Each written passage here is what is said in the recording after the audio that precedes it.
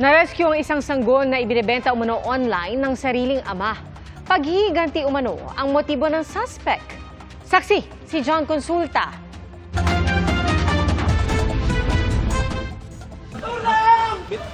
Process na. Ginamit pang human shield ng lalaking ito ang kanyang anak sa rapid operation ng NBI Special Task Force. Pero sa huli, naaresto rin ang 28 anyos sa suspect. Ang aligasyon laban sa kanya, ayon sa NBI, inaalok umano ng suspect sa social media ang kanyang sariling anak na 11 buwang gulang. Nagkanda kami ng verification. Nakipag-usap kami dito sa nireport niya. And doon namin na-confirm na nagbebenta nga siya ng bata sa halagang 55,000 pesos. Anak nung mismong nagbebenta itong binibenta niya sa amin. Ang motibo, paghihiganti umano sa kanyang kinakasama na ayaw na raw makipagbalikan sa kanya. Naaraw sa patong-patong na reklamo ang suspect na sinusubukan pa namin kuhanan ng pahayag.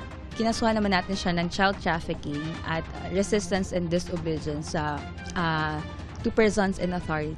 Itinurn over na sa DSWD ang narescue na sanggol. Para sa GMA Integrated News, ako si John Consulta, ang inyong saksi. Mga kapuso, sama-sama tayong maging saksi. Mag-subscribe sa GMA Integrated News sa YouTube at para sa mga kapuso abroad, samahan niyo kami sa GMA Pinoy TV at sa www.gmanews.tv.